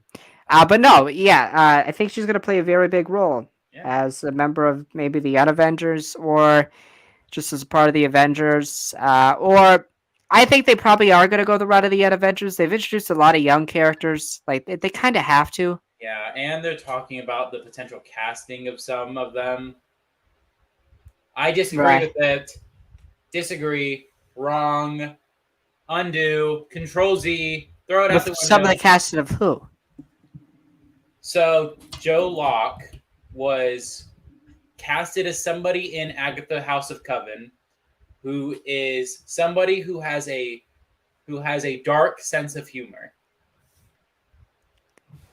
Now, people obviously take the fact that he's white and has black hair as, oh, Wiccan is white and has black hair. Wait. They're not gonna let the. That's what I'm saying. Like, it honestly only makes sense to have the kids who played Julian Hilliard and Jet Klein. It literally only makes sense to let them grow up and play them in the MCU. Like, it would only make sense. Because it doesn't, in the comics, Agatha watches the kids, right? She's like a babysitter too, right? No. Isn't Agatha like a babysitter though? She is a friend and an enemy of Wanda in the comics. Okay. She helps Wanda take care of the kids when they're babies, like she does in episode 5 of WandaVision. Okay. But no. Oh no, she babysits Franklin Richards. That's who I'm thinking of. There we go. Yeah. I was gonna say. No,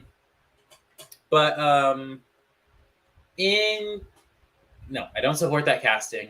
I think if they are gonna recast Billy, I think they should go the route of a Jewish actor because Billy's Jewish in the comics. Mm-hmm. So At least get that. If not, go with Julian Hilliard reprising the role because somehow I don't know if you've seen pictures of him and Jet Klein this year. Those kids look like they have aged like 6 years since WandaVision. Really? And WandaVision has about to turn 2 years old here soon. Crazy that we're about to go through our first phase of Marvel. To that me and you have been through together. Yeah. In a week. In a week's time, me and you will have experienced our first live phase together. Yeah, really excited. Feels like it's been a long time, but it hasn't. It's only been 2 years. Less than 2 years. It'll be less than 2 years. It'll be less than 2 years when Wakanda Forever comes out. And Phase 6 is only going to be a year. Well, actually, it's a year and a half now. About. Yeah. Or no, it's actually 2 years now almost. Yeah, because it got pushed back. Everything got pushed back, basically. Yeah, which we like more. But all right, question 8, 7. Yes. Before seeing the movie, do you want to see a Black Panther 3? You think there? Yes. Yeah. I think we'd have to. I think we'd need more of Shuri as the Black Panther. I'm also a fan of a massive, I don't know how they make it work, but a massive time jump, and T'Challa's son. Son. Yeah. How the fuck is that man having a son? He's dead. I think Nakia is pregnant. Well, Nakia got dusted, so I'd like to see how that happened. I think they're gonna make it work. I think that he had a kid already. No, that would have been a massive plot that they would have had to have introduced before. I think they're gonna have to make it work. Hey, no, listen. I think. Tell me how. No. Listen, Ryan Coogler said it before. Tell me how Apollo Creed had a kid and we didn't know about it. Listen, and then, yeah, it's gonna be Shuri again. I need to see more of it. I don't think one movie's enough to sell me on her quite yet, but that could change when I see the movie. I think he already has a son. I should have rephrased that. I think he already has a son. Because then he would become the Black Panther. Like it would go down to him, not Shuri. Right, but they can just make the argument. He's not old enough yet. That was the argument for T'Challa becoming it, was that his dad was still alive.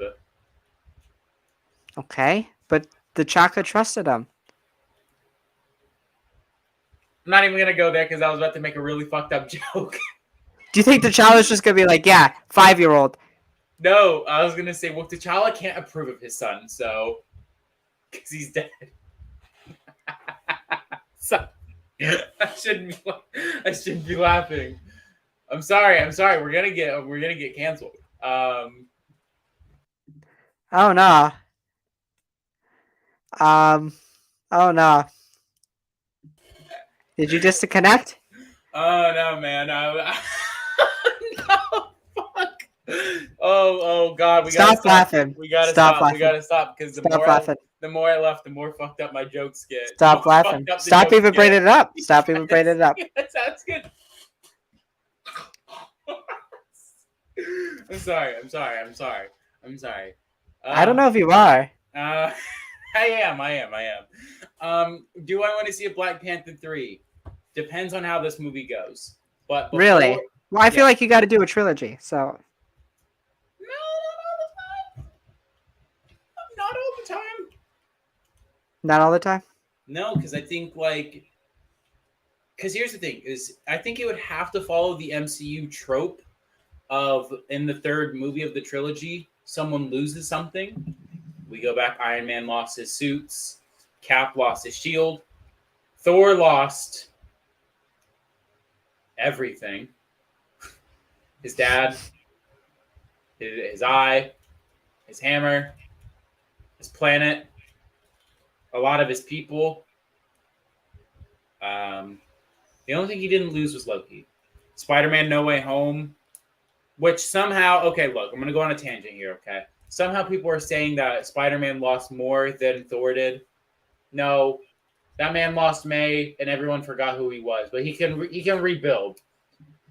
Now, Thor, on the other hand, again, he lost quite literally everything. They did. Like at least with Thor, he could kind of rebuild on Earth with like 25% of his population. Oh wait, half of them got dusted. Actually, no, half of them got killed, and then the other half got dusted. Hmm. He lost his hammer. He lost his dad. He lost. He just lost his girlfriend He in this lost his, film. yeah, and then at Thor Ragnarok, him and Jane would have just broken up. Yeah. That man went through. That man went through everything in his third movie. Peter just lost one person. Okay, one person. Fucking Marvel, man. And I don't know. I don't fully see the need for a third movie. But Okay. then again, I didn't see the need for a third movie of almost any of the third movies we've gotten, specifically Ant-Man and the Wasp. But then again, that movie is looking like it's going to be like the most important movie of Phase 5. So, Absolutely. yeah.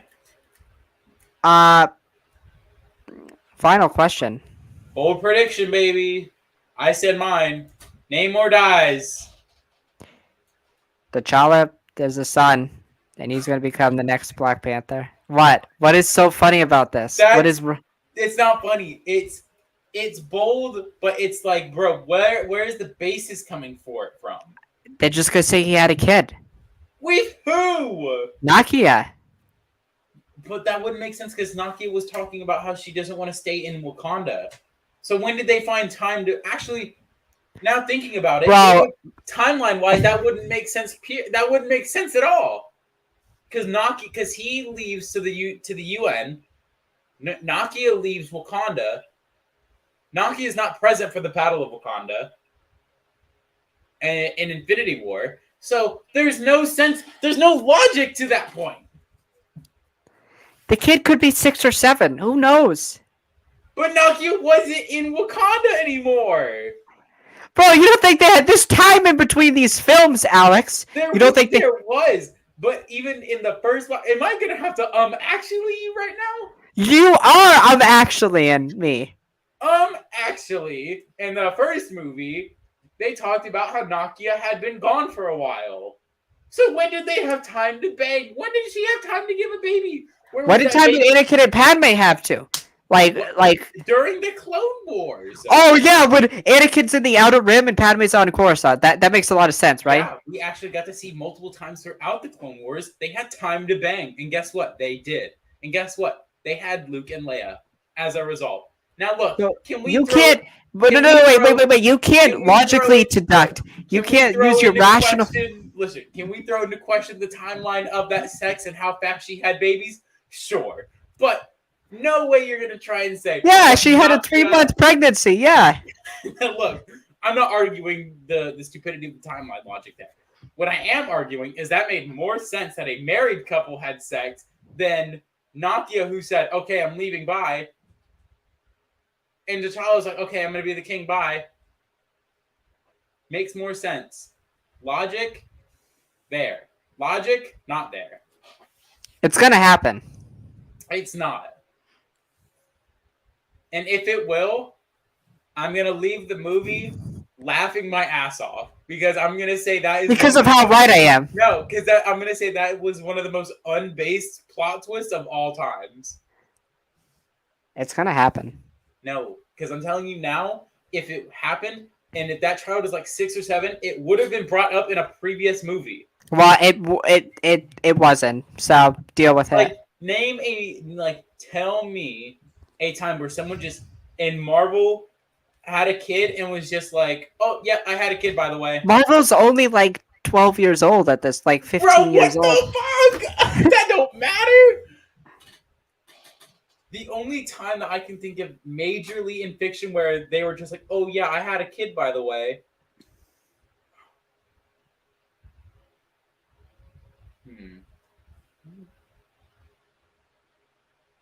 Palpatine. That's the only time I can think of it. Yes, exactly. But his made sense. It wasn't even a son. It was a failed clone. Oh my god. It was a failure. It was a failed I can't clone. wait to see a little T'Challa. I can't wait. I can't wait to see her face. You know what I'm gonna do? I want you to record your reaction. I'm gonna go out the theater. I'm gonna laugh my ass off. And what's gonna happen also is I'm going to give the movie a -1 out of 10 for logic. Because logic, it just wouldn't add up there. It's gonna happen. Timeline would not make sense. When would they have found time to dolphin clap each other? I don't None. know. 0 minutes. That's that. You can't say that though. You can't. Yes, I can. Because guess what? They had it. Timeline don't add up. Timeline is like this. This is what your timeline looks like right now. Intersecting. I think it happened. Well, it's great to know that you think that. I hope you know you're wrong. I don't think I am. I think I'm gonna be proven right on the day the movie comes out. So, all right, let's talk this Ant-Man trailer. Oh my god. God, we're talking about that. What a trailer. What a mid-trailer. What? Sorry, don't hate me. Trailer was low-key kind of mid, not gonna lie to you there. Really? I didn't vibe with it. I didn't. It's not to say it was a bad trailer. Okay, mid's over the top. It didn't excite me that much. Why do you say that? Okay. For a first trailer, I think me and you both agree. For the job of a first trailer is to always entice, excite, intrigue. The big three. The big three. The big three E's. In my opinion, intrigue has an I.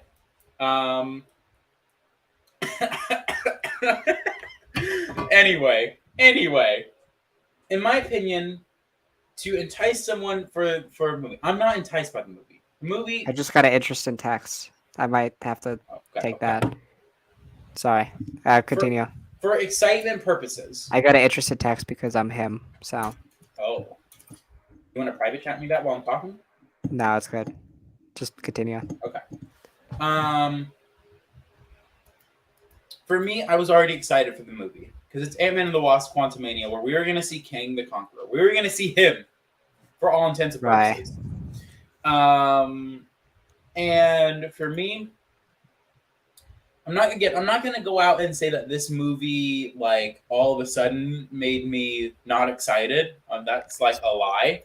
Or this trailer made me like not excited because that'd be a lie.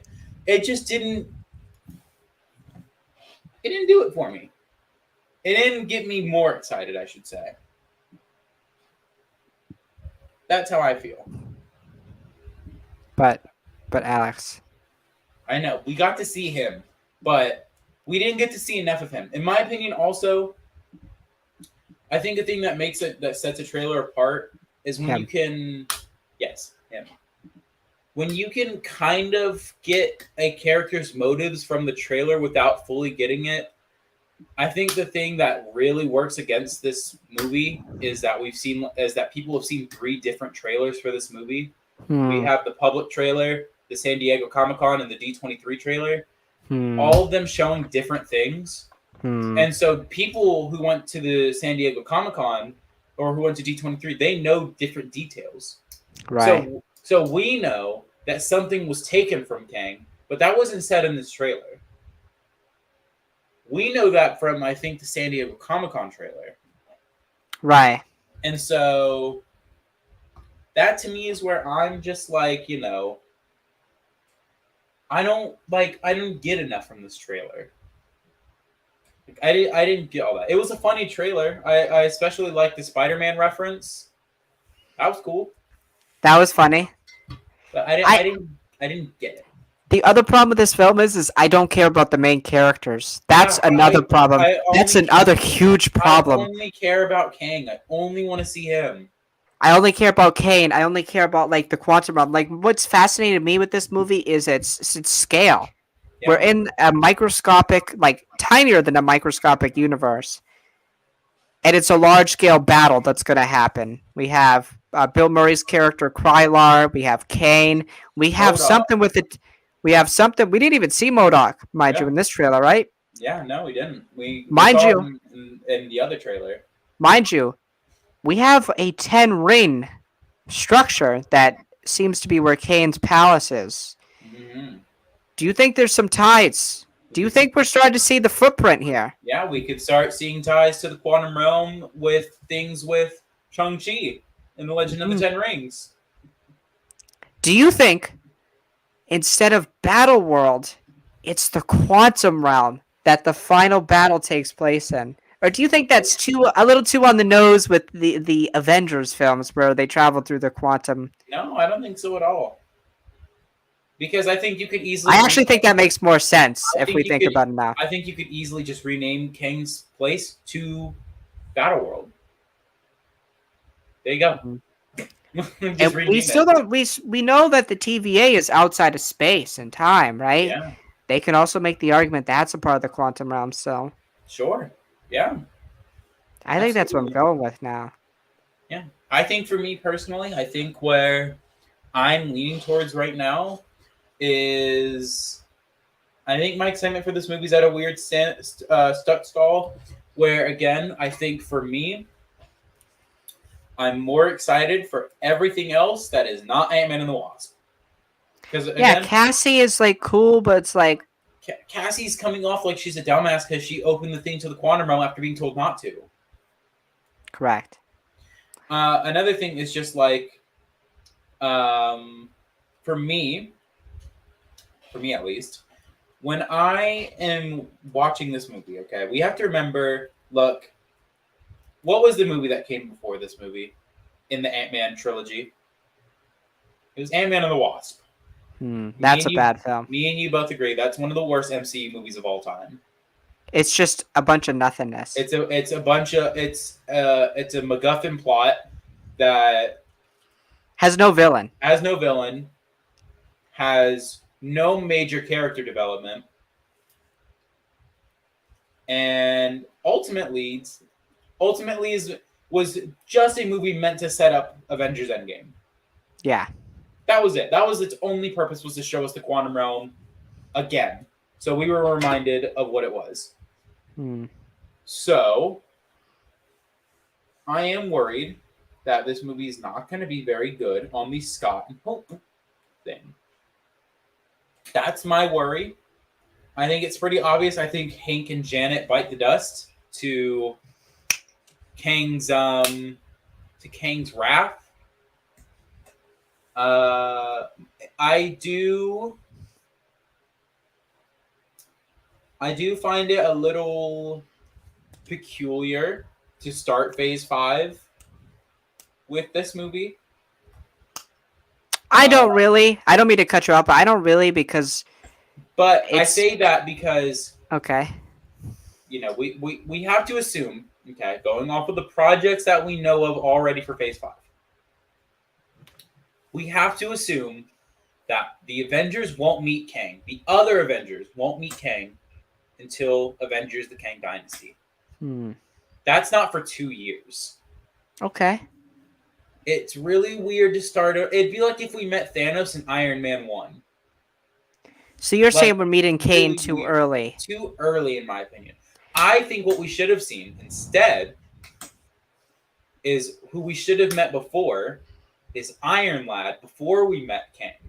Okay. And I think what we should have been told is, and what I think we should have been shown is, if you read the Young Avengers comics, I'm gonna info dump for a sec, okay? It's gonna come back, okay? It's all connected. It's all connected. In the Young Avengers comics, Iron Lad comes from the future after he had an interaction with Kang the Conqueror, where Kang brought him to the future, and Kang showed him who he would become. So Iron Lad went to the past to meet the Avengers because he didn't want that to happen. Till he found out the Avengers were disbanded and it was a whole bunch of nothingness. Anyways, he brings the Young Avengers. Go read the rest of that comic line. That is what I wish we would have seen in this movie. Is I wish we would have seen Iron Lad, young Nathaniel. I wish we would have seen him be visited by Kang the Conqueror, and that is what we would have gotten here. Is Nathaniel being brought to the past to seek the help of Ant-Man to see if he can help him defeat Kang? Because I think because in my opinion, I think the fact that this movie's a heist movie is a little boring. Not gonna lie to you, we already got that for 2 movies. I thought Ant-Man 1 was really good. for its heist, and I thought Ant-Man 2 was pretty bad for its heist. I didn't want another heist movie, if I'm being all that real with you. I was really hoping this would be instead something of exploring the quantum realm. But yeah, I don't know. I think in my dream world, I wish that is what would have been the plot of this movie. Would have been seeing another variant of Kang, warning us about Kang the Conqueror. Because my thing is this is something that what they did right with Thanos before we met him in Infinity War was what we saw of him. That dude was a menace. Like he threatens Ronan, who is literally carrying an Infinity Stone with him. Bro did not care. He did not care. He was that guy. He was that guy, pal. He was Timothy. He was Timothy. Yes, he did not care that literally Ronan was carrying. I'd argue the most powerful Infinity Stone. The Power Stone, yeah, powerful power, yeah. Yeah, and he did not care. But it was never. But then I think I then go back to that one powerful sentence from Bruce Banner in Infinity War. Thanos is coming. That right there set the stage. If you didn't get it from him literally massacring Asgard, that line right there and how worried Bruce sounded, that set the tone for the movie. It was, oh shit, Thanos is coming, and he's coming. he's approaching now. He's approaching now. He's coming. Yeah. He's coming. But and I think what would have been better for Kang, what would have worked better instead of a repeated storyline of that of like, oh, Thanos is coming or oh, Kang is coming. I think instead we meet more and more Kang variants. And they could all keep alluding to, you don't want to meet my other variant. You don't want to meet him. He's a lot worse than I am.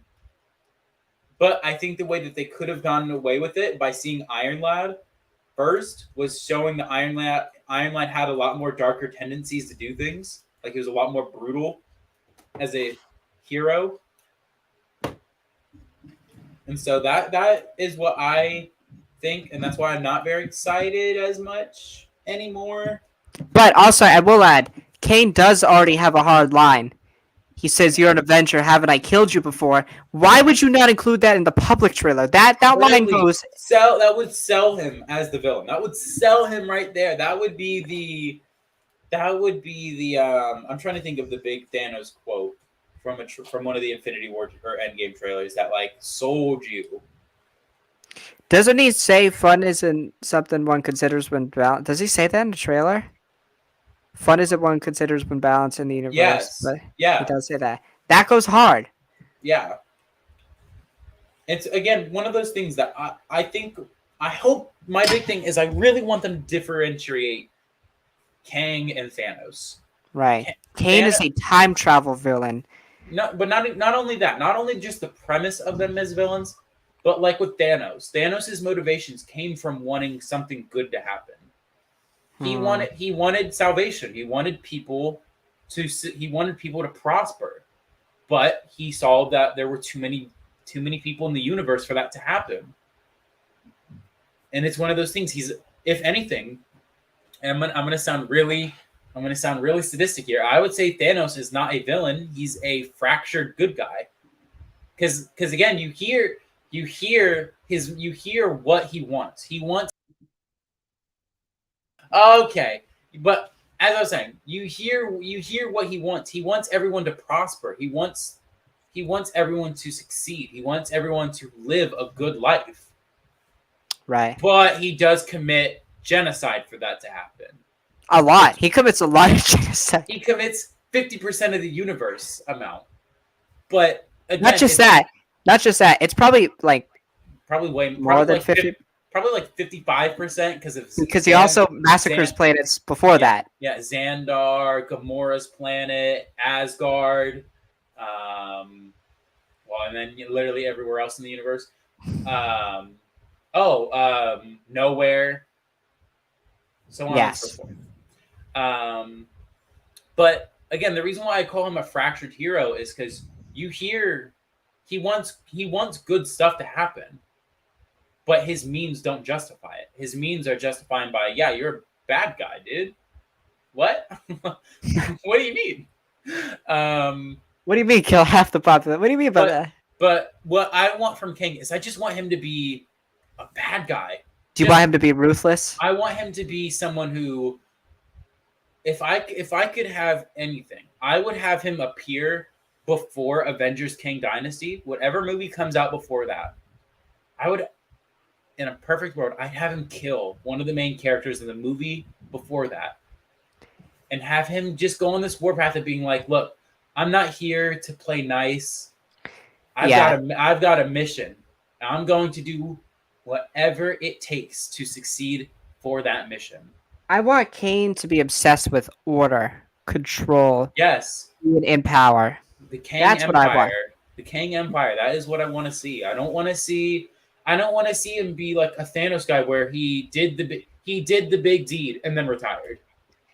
Because it all ties back to the thing with the TVA. I Yeah, think it all Kanes really deep down inside want the same thing. They want order. They want control. And I think the yeah. big bad Kane should want control for himself. What the Oh. hell? He's egotistical. He's Yeah. egotistical and he wants control for himself. He doesn't want other people to do it with him in the background. He just does it himself. And mind you, I don't think that this Kane we see in Ant-Man and the Wasp Quantumania is going to be the big bad Kane. Oh, I do. I think. I think you can't. I don't know. I feel. I would feel personally. I'd feel really copped if they were like, "It's not him though." And I also think you see him again. I think there's going to be something I think that ties him in with the Fantastic Four. I like agree, but like don't at the same time.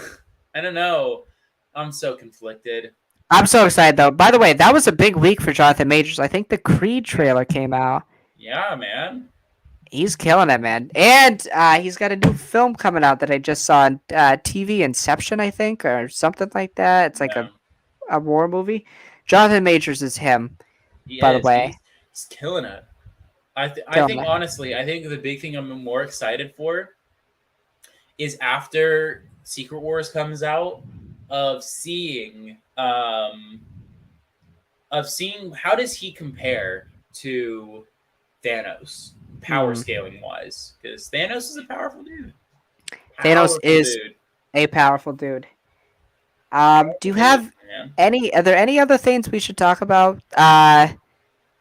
Saul Goodman might be in the MCU now. He might Yeah, play Simon Williams' manager. That's cool. That's a big get. that's something. That's a big get. Vision Quest. There looks like there's gonna be a Vision Yeah, show. I saw. yeah. Wonder Man got casted, or someone. Which I like that casting. That was a good casting. Yeah, Bunch of Coven of Chaos stuff, right? Bunch of casting news for that. yeah, Nothing too massive. Nothing too massive. I can't think. Mandalorian trailer. Christmas. yeah. Christmas.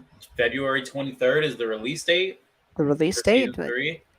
But yeah, 2 hour show, man. That was really fun. That was Yeah, really it was. fantastic. There's a lot to catch up on. A lot has happened in 3 weeks. Go. Yeah, we might not. Oh, We prob- we also didn't even talk about like we haven't massively talked about DC yeah. I mean, being DC being doing their being, thing. being taken over by James Gunn and the other guy. Did you watch Black Adam, by the way? Nope. Saw the post Nope. credit scene. I did too. That was all I needed to see. That's hype. Yeah, that is. Henry Cavill's back, baby, for a long time. I'm really curious to see what they do. I think they got to get a plan in order first. But I trust Gunn. I think Gunn's a genius when it comes to comics and stuff. So I think he's gonna work. It sucks that he's gonna be away from the MCU now, but it would be a lot better for the brand if Yeah, but I also say DC uh, and Marvel can compete, and DC also puts out good products. not only that, but I think I don't know. I think we could maybe. I think with James Gunn at the helm of DC now, I think it's more likely, more than ever, Crossover. a crossover Oh, because dude. as Kevin Feige was asked his reaction to the James Gunn announcement, and he said he was not only happy for him, he's like his number one supporter of it. I think Now, Gunn also said it's like one of the first people he called. yeah, because dude, I'm telling you right now, if anybody thought Avengers Endgame broke cinema, could you imagine a Justice League and Avengers crossover? Batman versus Iron Man. Pattinson versus Downey. Just think of that. Dude, or I'm not even thinking like that, dude. I'm thinking, could you imagine the Avengers and the Justice League have to team up to go against like Darkseid and like Thanos? Thanos or something? Or No, I want them to fight each other though. But then yes, again, how do you do Superman? uh, give someone Wanda, Yeah. Strange. I think again. I think the other thing to remember is for the But then story. again, I also worry like the plot would suck of that film. It'd just be like Yes, insert every character. it'd be cameo fest. It'd be cameo fest central. It'd be Soup's favorite movie. Oh my god, Soups, dude. Jizz would not even be like half of what he would do. I think Soups would literally just die. Just I might die. he would just he would just he would just fall over and die. Frickin' Soups, man. Frickin' Soups. I think I would die. I would too. Like straight up. Yeah. I mean, uh, well, I don't have. Wow, I don't have anything else to talk about. So, Yeah, I don't either, do man. you? We had a show. We did have a show. We had a whole ass show on our hands today.